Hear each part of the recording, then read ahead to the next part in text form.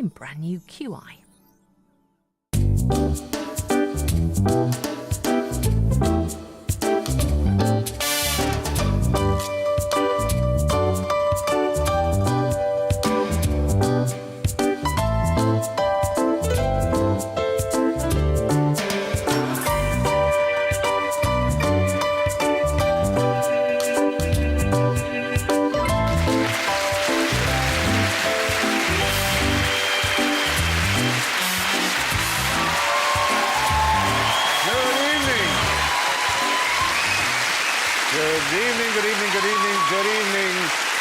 Welcome to QI for another desultory dollop of dumbing up. Our panel tonight is sagacious, prehensile and sharp as a tack. The discriminating David Mitchell. The discursive Andy Hamilton. The dexterous Johnny Sessions. And Alan deep as a D-cup Davis.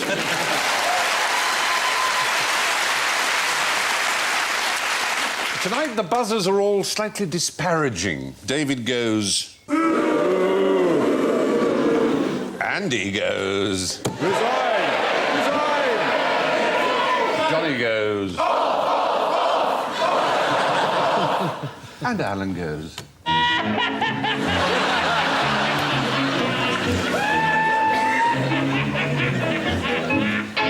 Which brings us to our first question. Which is the bravest species of animal? I think it might be the ichneumon, the mongoose. Yes, please. Yes. Because the mongoose is basically like a sort of glorified ferret, and it goes out of its way to kill cobras. And cobras can kill you just by looking at you the wrong way. So I think that's pretty brave. Why does it kill cobras? Because if it can only eat cobra, it's not brave, it's just sensible. It's just, you know... No, but cobras, you know, they come out of baskets, they sing, they dance. Sort of Les Dennis of the snake world. Yeah. Well, they're literally the hoodie of the snake world, aren't they? They've got the little hoods. They're not that brave, though, because as far as I'm aware, the mongoose nearly always wins. I've never seen a David Attenborough where he suddenly goes, oh dear, the mongoose has copped it.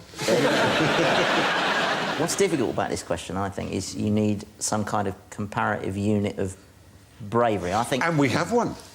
How do we show how brave people are in a graded order? Soldiers, Medals. for example. Medals? Right. There are bound to be loads of horses and dogs that have yeah. been ridiculously given medals Pigeons. if they understood what they were doing at Pigeons all. get them, they get medals for Yes, making I'm going it to give back. you the points, Alan. You said pigeons, didn't you? Pigeons. Points? Yes, pigeons mean points. Brilliant. Maria Dickin, who founded the People's Dispensary for Sick Animals. In 1943, she instituted a medal called the Dickin, which is the equivalent of a Victoria Cross for animals that serve in the armed forces. She sounds really bonkers. Yeah. I think if you start giving the animals medals, you've got to start promoting the animals, and then at some point you get a pigeon in charge of the whole army. To be brave, you need to know the element of risk. So I reckon probably the bravest is something like a robin, because I've seen robins mob cats. You know, that's the equivalent of us running towards... Is this as in Batman? a tiger. Well, because that's just not fair, is it? No, that's... Well, anyway, the Dickin Medal has been awarded 60 times, and 32 times it's gone to a pigeon. Once to a cat on board HMS Amethyst. The Yangtze incident. Yangtze incident in 1949, isn't it? Entire crew saved by a cat. Yeah. Well, he'd ate all the rats on ship. That's not bravery, though, that's just greed. It is really, isn't it, to be perfectly honest. At Moggy. Medal? Yes, the answer is carrier pigeons, as in D for doves. The London pigeon is a dove, and it's known as the wild rock dove, and is the ancestor of all doves and pigeons. Really? The doves that won the Dickin Medal were, strictly speaking, non-combatants, and that's not true of all military pigeons. I wonder if you can imagine what a kamikaze pigeon unit did. Fly into things, fly into planes, engines, You're getting there. It's a very complicated... fly down guns, It's a man... nest.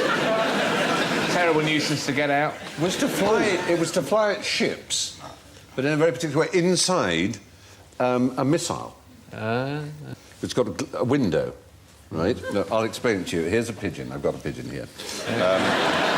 Voila. And I have a ship. Yeah.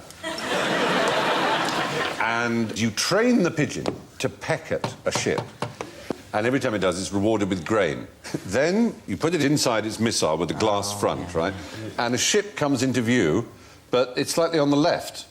Well, the pigeon's behavioural response is to peck towards where it is. And this activates a relay.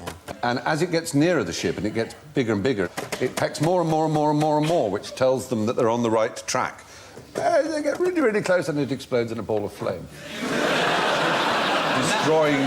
And that's the thanks it gets. That's the thanks. It maybe gets showered with grain at the last second, just as a thank you, who knows. But it's a guidance system. Did it work?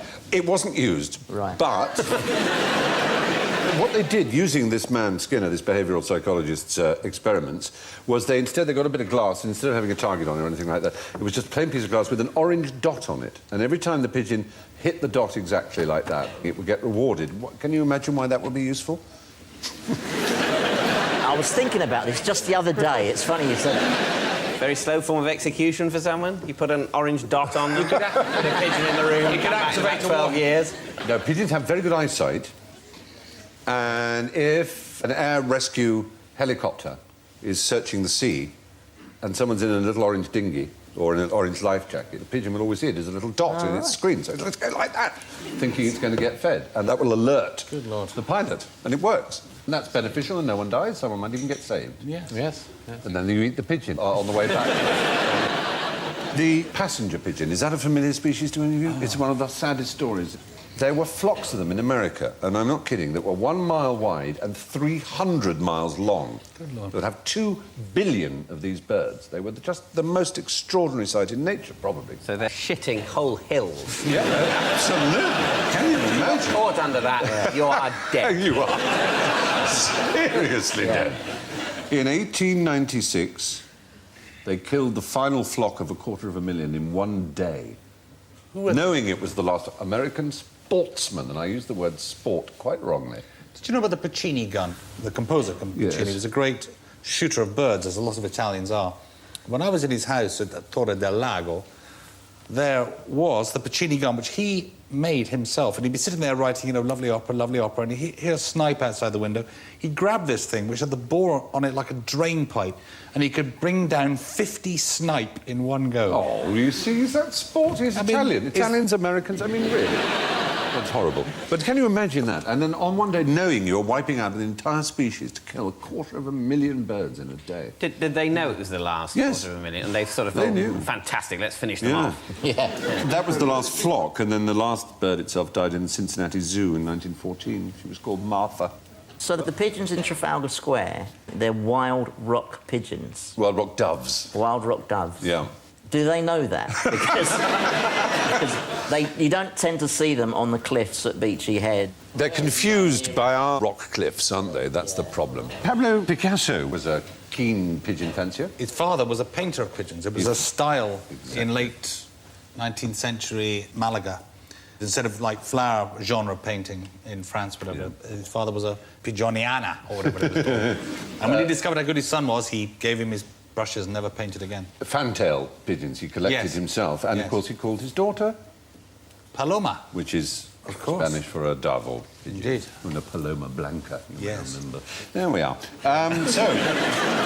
B.F. Skinner was the name of the man who designed these missiles aimed by pigeons who were tapping in the nose, and it was tested successfully, but never actually saw action. Arthur Garfield Dove. He was a painter, regarded by many as the first abstract painter in America.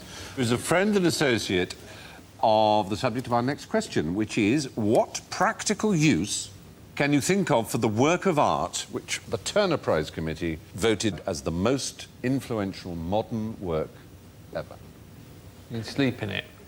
You'd sleep in it. Was it Marcel Duchamp's urinal, which has the obvious usage of being a urinal? Pissing in it. Yeah, basically. pissing in it, yeah. Is the right answer, yes.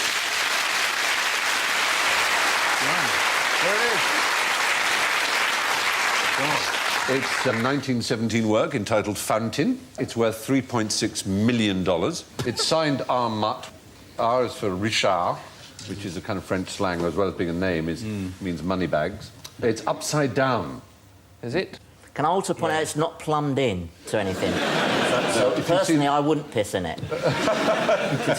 Many artists have pissed in it when it's been on display as either a statement of hatred for it or a support of it, and that one was fined $6,500. Someone's paid $3 million for that. So it's reckoned to be worth $3.5 million. The Steigert's Gallery. As works of art go, it's going to do less damage pissing in that than, say, pissing on the Mona Lisa, though. Exactly, yeah. So Marcel Duchamp famously did a Mona Lisa with a moustache and goatee. Dove and Duchamp were both members of the Dada movement, as we're on D's. Talking of repetitious D words, what did the Dick do that the Dodo didn't? It flew. It flew? Oh, no, it didn't. It tasted disgusting. Oddly enough, the opposite, probably. Do you know what a Dick is? That would help. Yes, it's a little gazelle kind of thing. Absolutely. Can it climb trees? No, it's a tiny antelope. Can hide in bushes? It's about the size of a hare. Is it extinct? No, it's not extinct. I noticed that's a photo. Exactly. Using my skills as a historian. Top work. Yes. And that means it could survive, and it survived because it could hide. It didn't really run so much. They hide, they live at night, and they're very, very shy. And dodos, unfortunately... Dodos like that. All right! Yeah, exactly. Come on in, get off the boat, bring your guns. They made a very... Exactly right. I hope you carry that.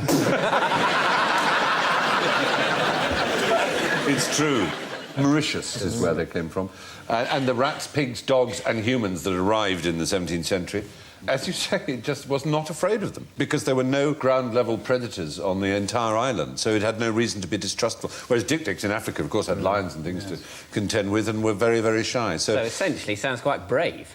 It was, but maybe the dodo... It's the bravest animal, and the Dik-Diks are bloody coward, and they're still hanging around, you know, posing for photos.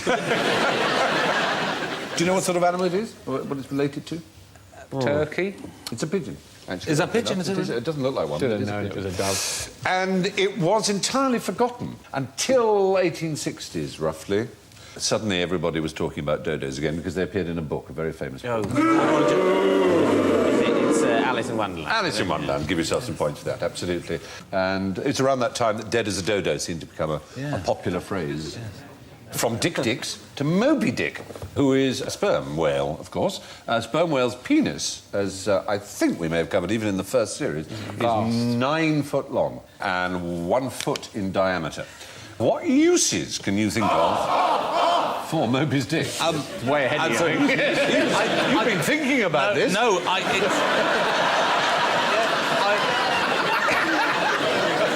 Sitting up it. Sitting up it. I remember reading somewhere that when Maria Callas first went aboard Onassis's yacht... Yes. I thought you were going to say Onassis, his cock. Oh, Onassis's yacht, yeah. And apparently the bar stools on his yacht, the Christina... Were made out of the seats sperm were made out of whales' knob. sperm whales' prepuces, or foreskins. Did they kill a whale for each one, or did they just swim under and circumcise? Well, there's a full description in the novel Moby Dick by Herman Melville. Oh, they turn it into millions of things. No, odd enough, one thing. It's quite an interesting description. A sailor called a mincer who comes along and he takes... Found this. They dragged it behind the boat and they all sat astride it. Taking it in turns. It was €10.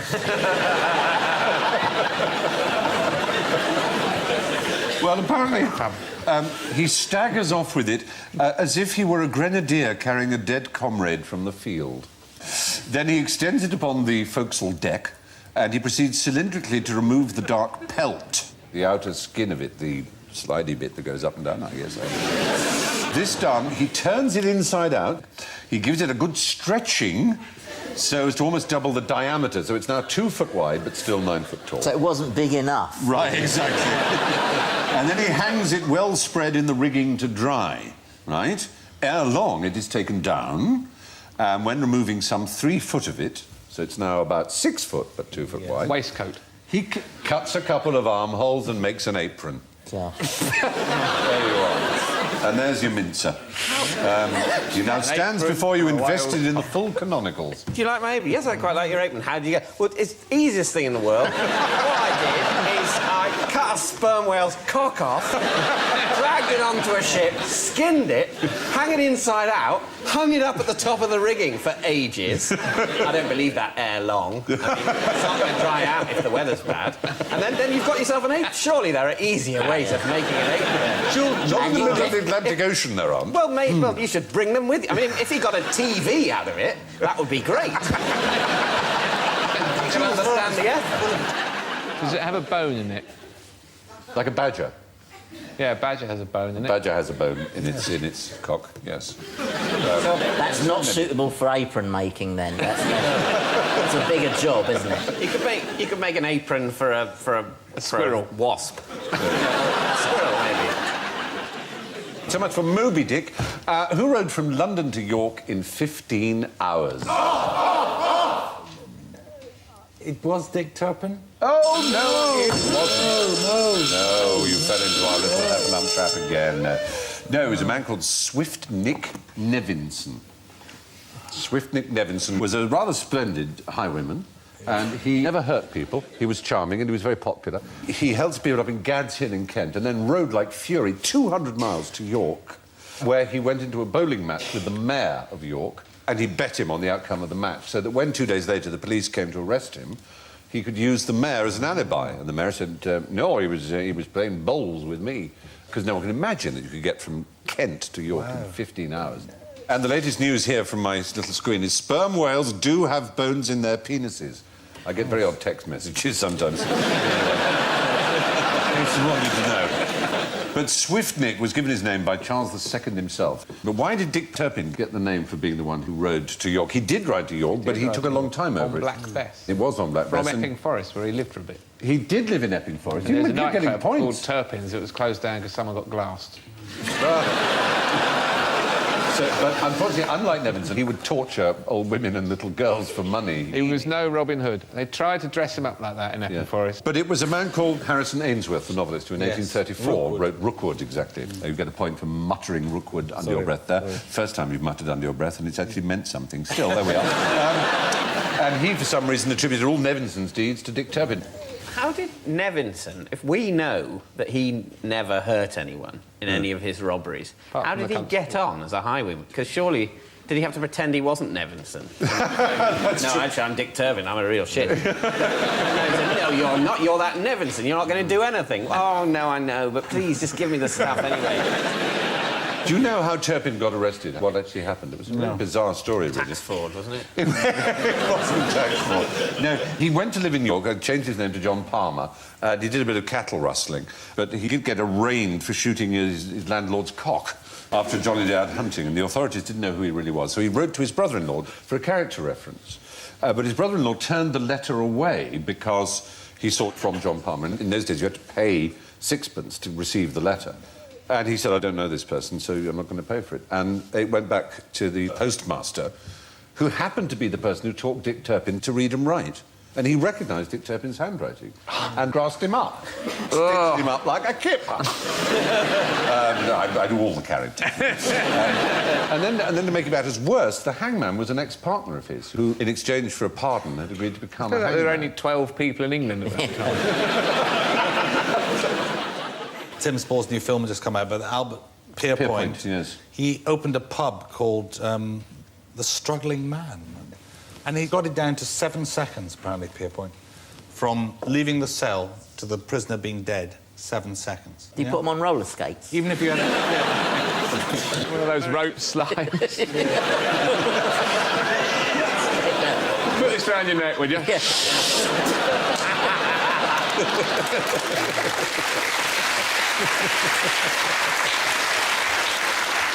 Do you know, if you're an American black youth living in Compton, Watts, various other of those sort of neighbourhoods, ghettos in the worst parts of America, and you shoot someone in cold blood and are given the death penalty as a result of it, you will have a longer life than if you don't.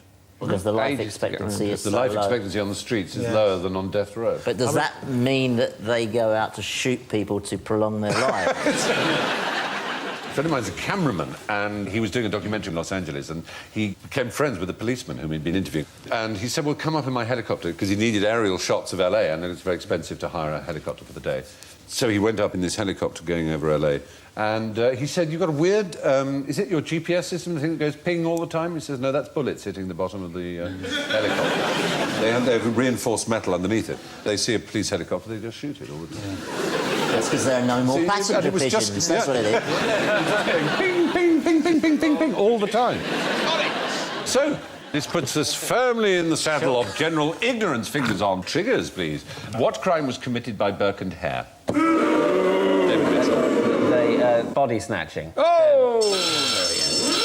Thank you for falling into one. No. There was a more serious capital crime that they committed, and that was simply murder. Murder. They actually cut out the bit where you actually wait for someone to die, snatch their body, give it to a doctor. They actually killed 16 people and took the bodies to a doctor called Knox, who didn't ask questions, for his dissection. This body snatching was quite popular, wasn't it? Oh, yes, As they a called them the resurrection men. part of the black economy in those days. Yeah, It was just, so there was a lot of dissection going on. yeah. In fact, now they don't do it. Computers and things, medical students don't really get the chance to cut open a body. Really? There was an awful story of the medical students, and they used to remove the penis from a body. And they went to a party, and this chap attached it to his trousers. And a woman came up to him and said, "What are you doing? Your penis is hanging out your trousers." And he said, "Oh, is it?" And he cut it off. and she collapsed. She fainted. Barry Humphries, when he was a drinker, used to do this thing. He used to have a spoon and a little jar of Heinz sandwich spread in his jacket, and on a flight, he would start getting very queasy, and he'd ask for a sick bag. Like that, into the bag like that. And then he'd secretly fill it with sandwich spread. And then he'd take his spoon out and he'd just... throw out. That Very is odd. simply showing off. That's enough Burke and Hare. Another question. What sort of hair does an underground fluffer deal with?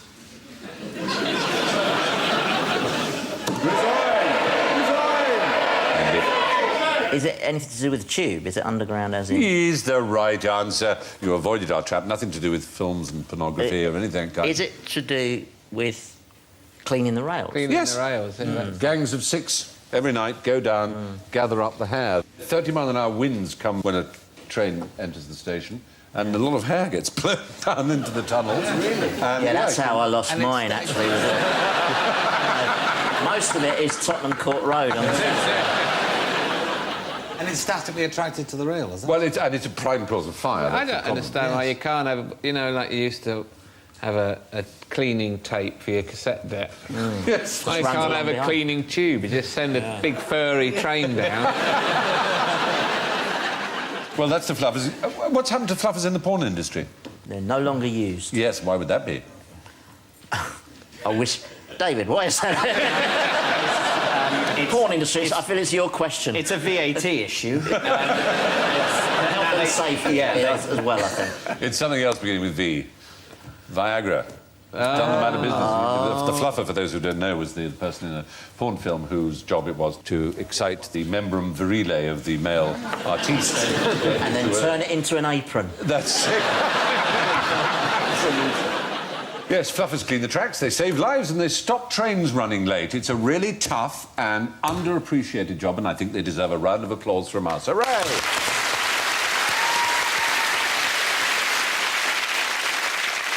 Now, whose official motto is a pluribus unum? It's not the Four Musketeers or something like that. No, it's on the Great Seal of the United States of America. A pluribus unum. It means out of many, one. But it's actually the motto of Benfica. Sport Lisboa Benfica. We thought you'd say United States of America because we thought it was quite well known. A little bit too far ahead of me now. I know where Benfica is. Yes, where is it? It's in Lisbon. It is in Lisbon, absolutely right. Eusebio was their star player. There's a statue of him outside the ground. I remember He him. was from Mozambique. America's is In God We Trust, actually. It used to be a pluribus unum. They changed it in 1956 to In God We Trust. That's when it all started. I'm afraid so. But you obviously don't watch Who Wants to Be a Celebrity Millionaire or Celebrity Who Wants to Be a Millionaire or Who Celebrity B Wants a It takes Celebrity... too long to answer the question. You've got to have it on Sky Plus, and then you can fast forward. Yeah, I do agree with that. When he stops to talk to them, who cares? Shut up, Terence. Just ask a foxy question. Yes, on with it. B, it's B. It's obviously B. Anyway, Lawrence Llewellyn Bowen. Got £500,000 quid. Yes, but he went to the million, and he was asked the question of what motto of the United States is translated from the Latin, and he gave the answer, "In God We Trust," which is the motto of the United States, but it isn't translated from Latin. And he lost £468,000 and went back to 32,000. And then they thought they'd made a bit of a bish because it's the motto of the United States is not E pluribus unum, which is what they had given as one of the other answers. So he was invited back the next week, apparently. So they gave him the money back. They gave him the £500,000. Yes. Exactly. The phrase "e pluribus unum" actually comes from a recipe for salad dressing Well, Thousand Island. attributed to Virgil. No, color est e pluribus unus, and so on. It goes on like that. That's where they first found the phrase. That was actually going to be the bonus question, and I f***ed it up completely. Never mind. Someone's weeing on the salad, which is... So they are. How bizarre. Maybe Salvador I Dali. believe they call it drizzling in the trade. maybe it's a work of art. Yes. And they've asked me to ask the question again. All right. So, for 50 bonus points... That's so sweet. For 50 bonus points, which completely turned the game round, after all, this late stage. What was "e pluribus unum" originally? What was it, I Alan? think it comes from a salad dressing or something. A recipe. It's a recipe. It's something from a recipe for salad. Oh, dear, oh, dear, oh, dear. They are so sweet. Brilliant. I don't know how you knew that. And it will confuse the viewer at home. One of those things you know, but you don't know how you know it. There's a lot of space in my head for those things. Well, you're absolutely right. I'm very impressed. It was an early kind of Latin salsa verde or pesto. Which brings us to the delicious matter of the scores. Out of the many, we have one winner. So in reverse order, in last place, just with -9, is David Mitchell. Well played. And in third place with -8, Andy Hamilton. In second place with -4 is John Sessions. Do my eyes deceive me, ladies and gentlemen? In first place with 54 points is Alan Davis. Wow!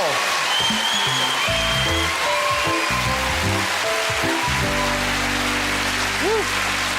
The amazing thing is, we would have won even without that bonus. One of the happiest days of my life. Well, it's a happy day whenever you're here. And my thanks go to our other happies, Andy, David, John and Alan. And I leave you now to mull on the complex moral implications of the tragic tale of 4 carrier pigeons that landed in a Canadian army trench during the First World War. The Canadians ate 3 of them and used the 4th to send a thank you letter. Good night.